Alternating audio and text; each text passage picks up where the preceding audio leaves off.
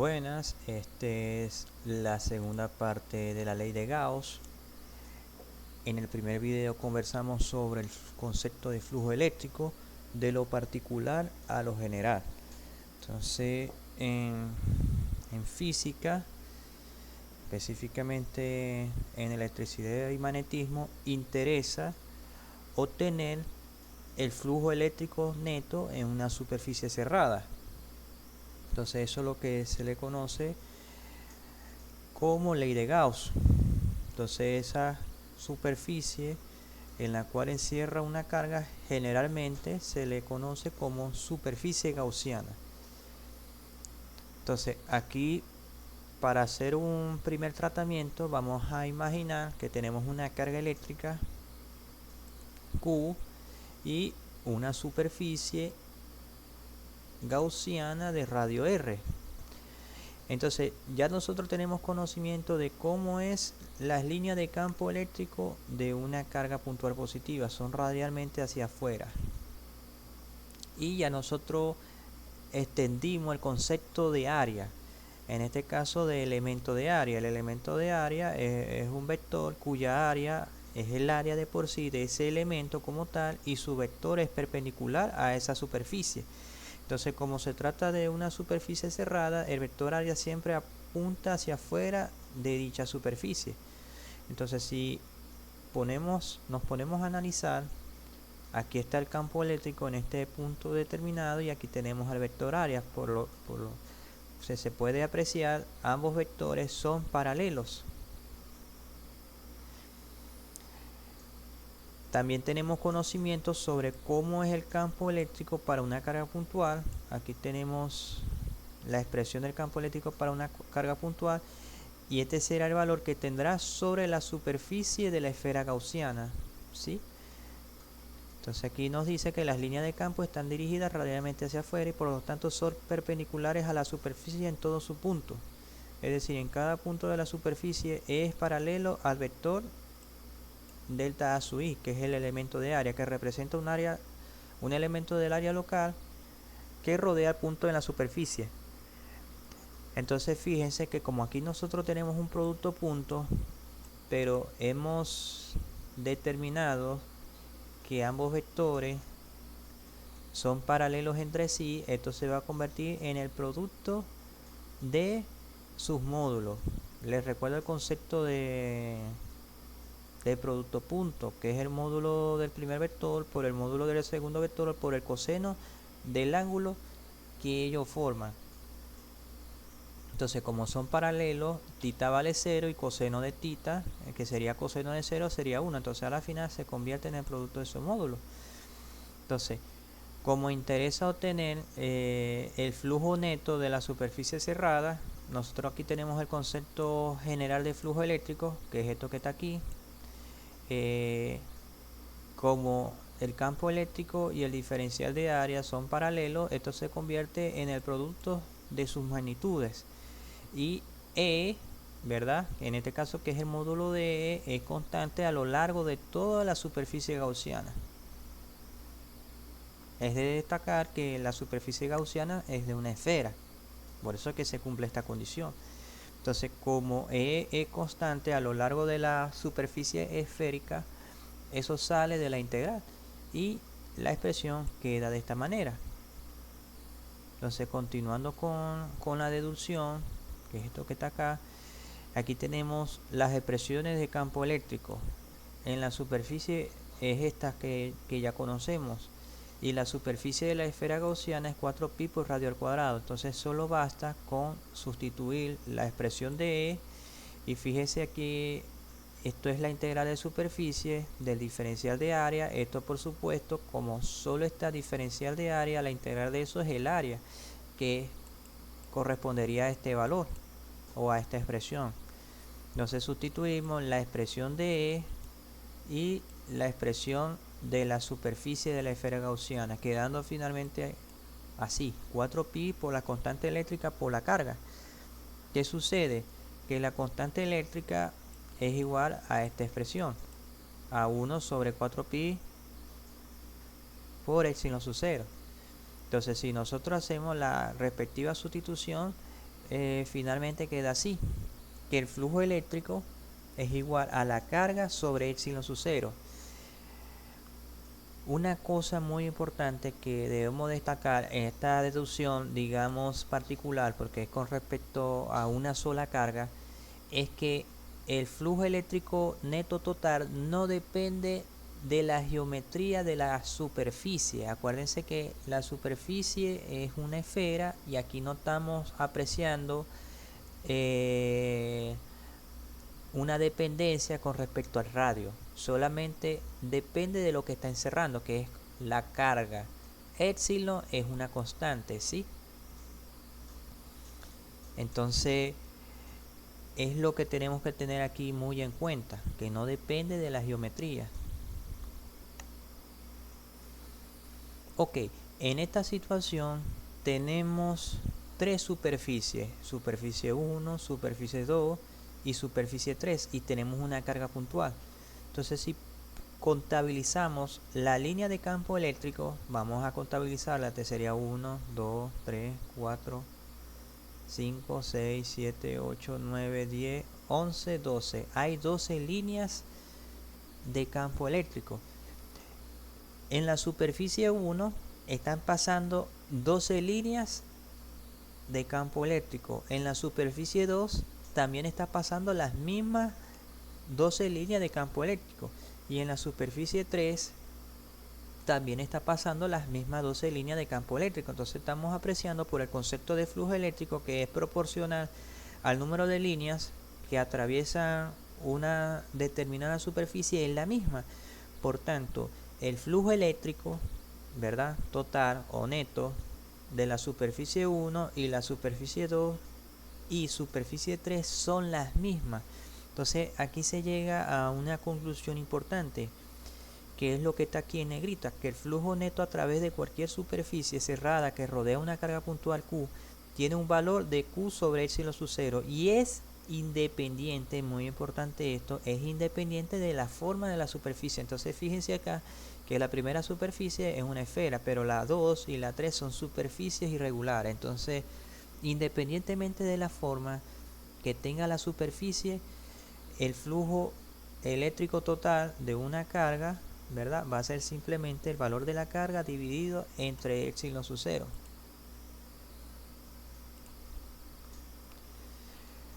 Ok, tenemos esta otra situación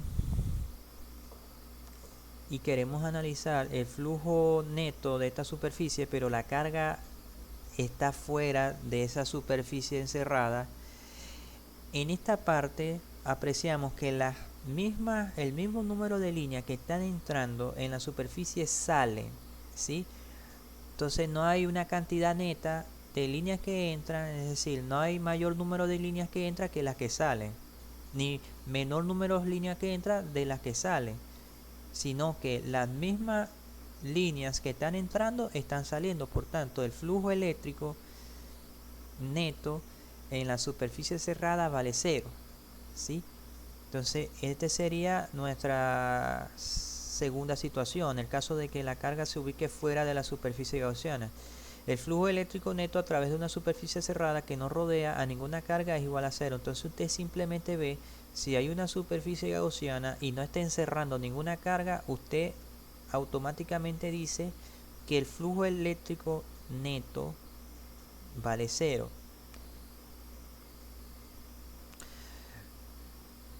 Ok, una vez analizado la ley de Gauss, pero en este caso sería como un caso particular, porque es con respecto a una carga, esta deducción, o sea, se puede generalizar para un sistema de carga discreta y sería básicamente lo mismo. Usted aplica principio de superposición y ya tendría simplemente la deducción de la ley de Gauss. Igualmente se puede hacer del mismo modo para una distribución continua de carga. Aquí tenemos una tercera situación, analizando la ley de Gauss para cargas puntuales. Tenemos en esta primera figura, que es la superficie S, tenemos una carga encerrada, Q1.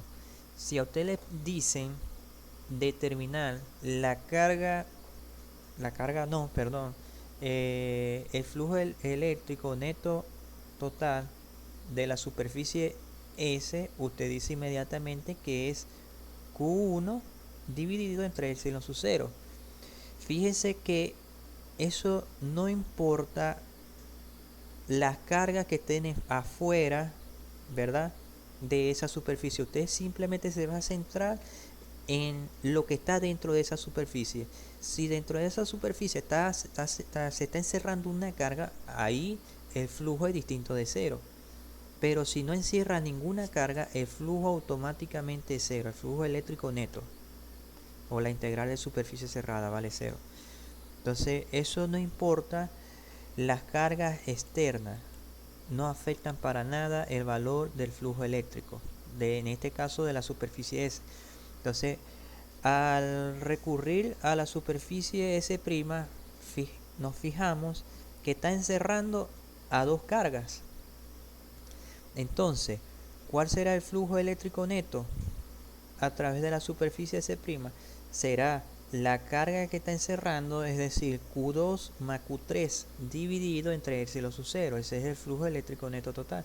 Y en la superficie doble prima no está encerrando ninguna carga, por tanto el flujo eléctrico neto total vale 0. Ok, aquí tenemos ya, digamos, como el concepto general de la ley de Gauss.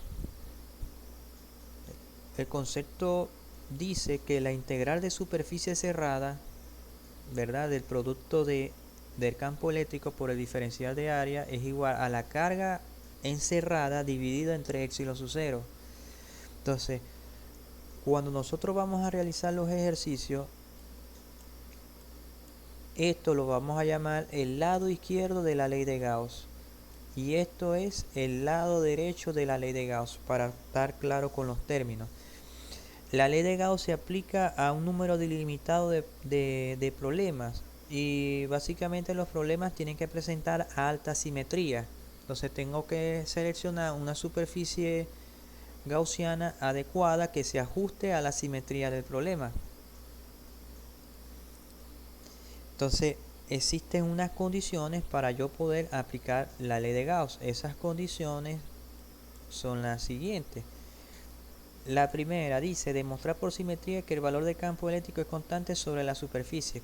Como hicimos en la deducción anterior para la carga eléctrica puntual, al trazar una superficie gaussiana, en este caso una esfera, notamos que el campo eléctrico es constante a lo largo de todos los puntos de esa esfera. Entonces, si demostramos eso, nos puede ahorrar al momento de integrar que ese campo, ¿verdad?, el módulo de ese campo sale de la integral. O sea, nos facilita esa integral, ¿sí?, la manera de resolverla. 2. Que el producto punto de la ecuación se exprese como un producto algebraico simple. En este caso es cuando se demuestra que el campo eléctrico y el diferencial de área de la superficie gaussiana son paralelas. Si son paralelas en todos los puntos, ¿verdad?, eso se va a convertir en el producto de sus módulos. La tercera condición es que el producto punto de la ecuación es 0, ya que E y DA son perpendiculares entre sí. Entonces, a veces cuando nosotros vamos a trazar o a dibujar la superficie gaussiana, porque no necesariamente sea una esfera, puede ser un cilindro, van a haber partes o áreas donde el producto punto del campo eléctrico del diferencial de área valgan 0. Y cuarto es que el campo eléctrico es igual a 0 sobre la superficie. Diferentes porciones de la superficie gaussiana satisfacen varias condiciones, tanto que cada porción satisfaga al menos una condición. Estas 4 condiciones son utilizadas en los ejemplos del resto de este capítulo. Ok, vamos con el ejemplo número 2. En el primer video vimos el ejemplo número 1, que era un cubo, y nosotros determinamos la integral de superficie cerrada, que es el flujo eléctrico neto del cubo. Entonces determinamos que valía 0. Ahora vamos con este segundo ejemplo. Nos dice así: una esfera sólida aislante con radio A tiene una densidad de carga volumétrica uniforme ρ y tiene una carga positiva total Q. A. Calcule la magnitud del campo eléctrico en un punto fuera de la esfera y B. Dentro de la esfera.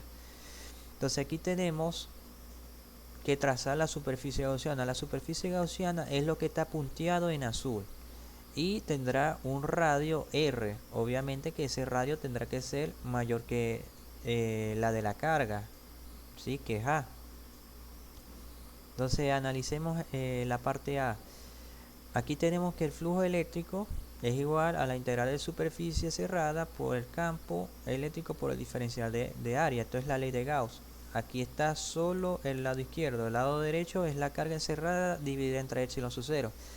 Entonces, como podrán apreciar, acuérdense que como es una carga, ¿verdad? Tiene densidad volumétrica de carga uniforme, las líneas de campo serán radialmente hacia afuera. Entonces el diferencial de área será perpendicular a dicha superficie gaussiana, que en este caso es una esfera, y el campo eléctrico también será perpendicular a dicha superficie. Por tanto, el vector área, que es perpendicular a la superficie en ese elemento de área, será paralelo al campo eléctrico. Entonces, como el campo eléctrico y el diferencial de área son paralelos, esto se va a convertir en un producto algebraico, es decir, como el módulo, el producto de sus módulos. El otro detalle está que el campo eléctrico, su módulo, será constante a lo largo de toda la esfera gaussiana, ¿de acuerdo? Entonces, como es constante, ella puede salir de la integral. Entonces aquí sacamos de la integral del campo eléctrico porque es una constante, que sería esta parte. Y tenemos la integral de superficie del diferencial de área. Esto no es más que el área. Acuérdense que la integral de diferencial de área es igual al área. Entonces en este caso es el área de ¿quién? De la superficie gaussiana. En este caso es una esfera gaussiana. Y nosotros conocemos la expresión de la superficie de la esfera, ¿sí? Que es 4pi por radio al cuadrado. Entonces aquí tenemos el lado izquierdo de la ley de Gauss y aquí sería el lado derecho de la ley de Gauss. Acuérdense que lo que yo estoy encerrando es a Q, la carga total es Q, ¿sí? Bueno, continuando, este 4pi por radio al cuadrado sale dividiendo del otro lado y quedaría de esta manera. Entonces les recuerdo que 1 sobre 4pi epsilon sub 0 se le conoce como constante eléctrica. Entonces aquí hace la respectiva sustitución, quedaría la constante eléctrica por la carga entre el radio al cuadrado. Esto es para un radio mayor a A, que es la de la carga.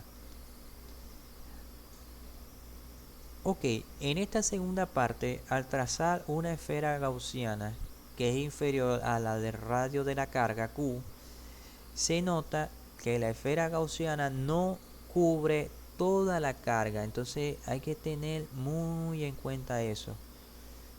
Entonces se hacen básicamente las mismas deducciones con respecto al campo eléctrico diferencial de área, que son paralelos y que E es constante. Entonces aquí desarrollamos el lado izquierdo de la ley de Gauss.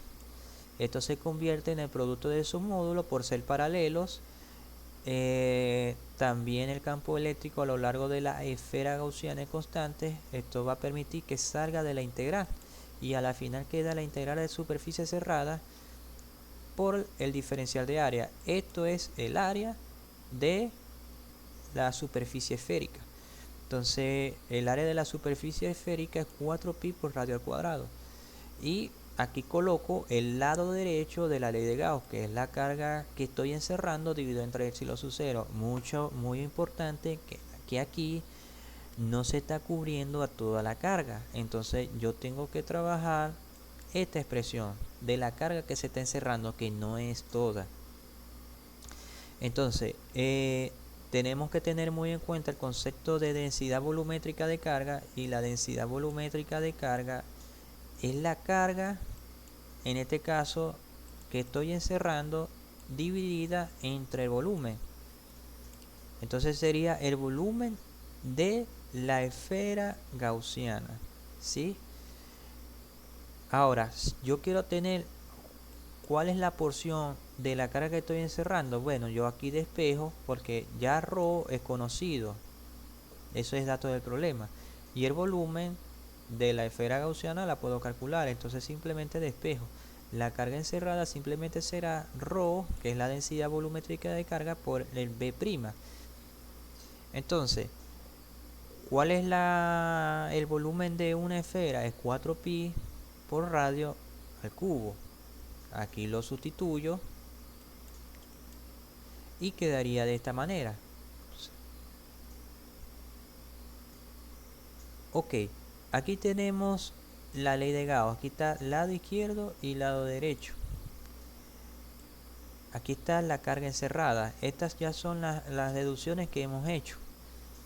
Ahora vamos a sustituir la carga que estoy encerrando acá. Si la sustituyo allí, quedaría de esta manera. Entonces hay unas cositas que se pueden simplificar. Entonces trabajamos este lado, que es el lado izquierdo, y este es el lado derecho. Esto obviamente lo pasamos a dividir y quedaría de esta manera.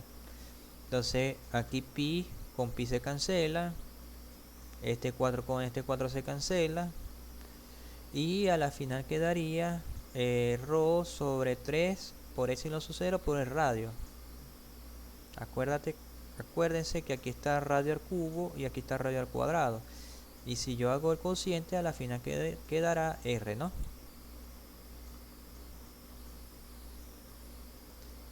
Entonces ρ es igual a esto, a la carga entre el volumen. Fíjense que yo puedo hacerlo en función a lo que estoy abarcando. Entonces en este caso, si yo abarco, como la densidad volumétrica de carga es uniforme, si yo abarco a toda la esfera, estaría tomando a toda la carga, a Q. Entonces es muy importante tener claro eso, que yo a ρ lo puedo trabajar en función a un elemento de carga, y aquí sería a un elemento de volumen.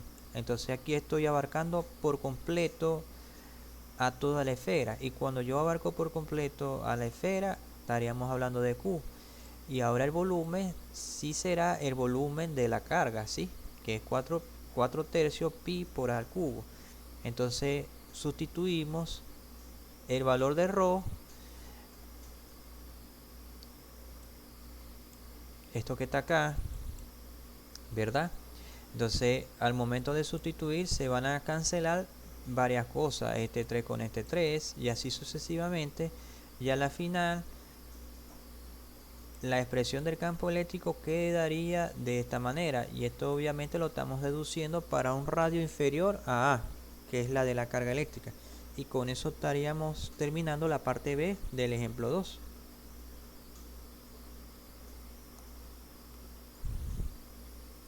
Vamos con el tercer ejemplo. Dice: encuentra el campo eléctrico a una distancia r desde una línea de carga positiva de longitud infinita y carga constante por unidad de longitud lambda.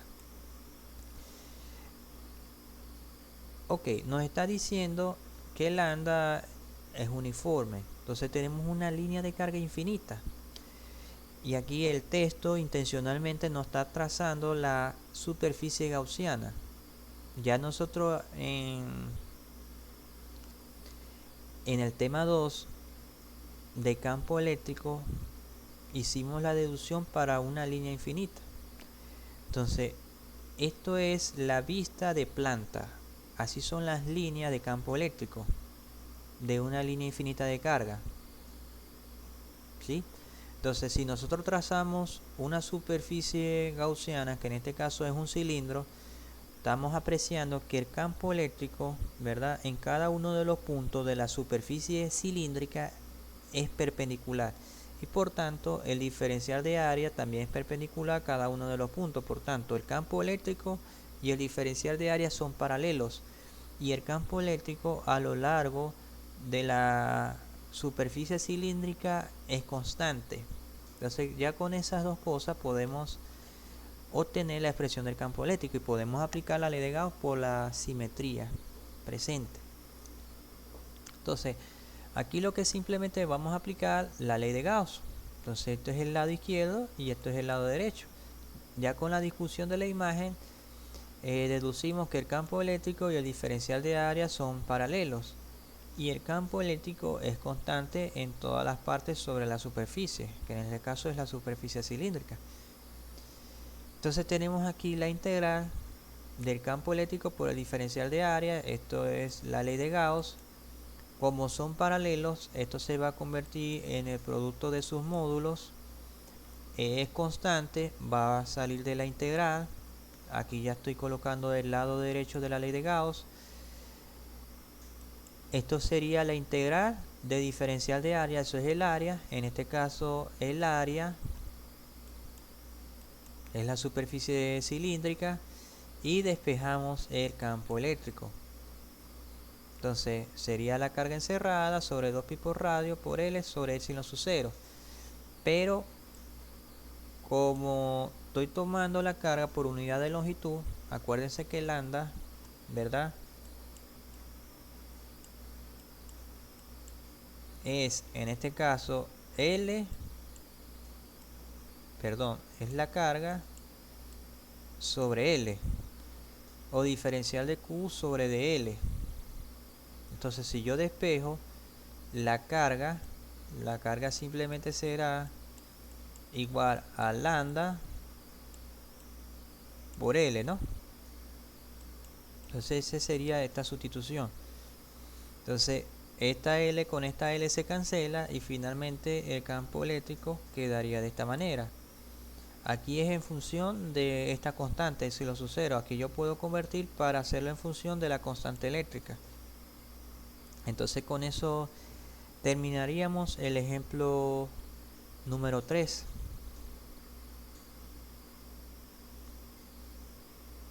Vamos con el último ejemplo de este segundo video, que sería el ejemplo número 4. Nos dice: encuentra el campo eléctrico debido a un plano infinito de carga positiva con densidad de carga superficial uniformes. Este es sigma. Entonces les recuerdo que sigma es igual a ¿qué? A la carga sobre el área. Es decir, que la carga será igual a sigma por el área. Esto lo vamos a utilizar más adelante.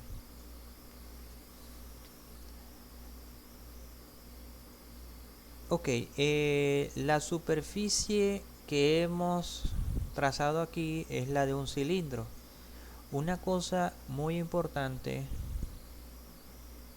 que no mencioné en el ejemplo número 3 es que si nosotros trazamos el diferencial de áreas en las dos tapas, acuérdense que el cilindro tiene la tapa, este sería la tapa superior y la tapa inferior, tenemos que ver que el campo eléctrico y el diferencial de área son perpendiculares entre sí, es decir, que el flujo neto en la tapa superior e inferior son cero, por tanto no existe contribución. Entonces, a la hora de trazar una superficie gaussiana tenemos que considerar toda la superficie gaussiana. Aquí se me olvidó hacerle esa mención, pero estoy haciendo la salvedad. Entonces aquí en conclusión, el flujo eléctrico de la tapa superior e inferior vale 0 porque el diferencial de área y el campo eléctrico son perpendiculares, ¿sí? Entonces en el ejemplo 4 estamos haciendo el mismo caso, estamos trazando una superficie cilíndrica. Bueno, la superficie gaussiana sería un cilindro. Entonces tenemos que considerar los lados laterales y la tapa superior e inferior. Entonces si nosotros tenemos una lámina infinita, nosotros tendremos mucha idea de cómo es el campo eléctrico. Entonces el campo eléctrico sería de esta manera.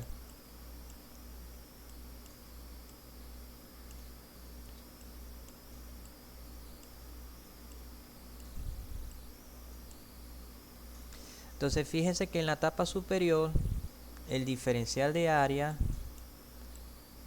y el campo eléctrico son paralelos, y en el lado lateral el diferencial de área y el campo eléctrico son perpendiculares, es decir, que en la parte lateral del cilindro, es decir, la superficie cilíndrica, no existe un flujo eléctrico.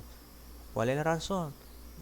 La razón es simple: el campo eléctrico y el diferencial de área son perpendiculares, por tanto no hay contribución. Entonces tenemos que centrarnos en este caso en la tapa superior y en la tapa inferior.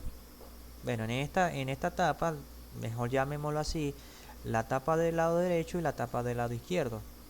Entonces del lado izquierdo también sucede lo mismo, que el diferencial de área y el campo eléctrico son paralelos.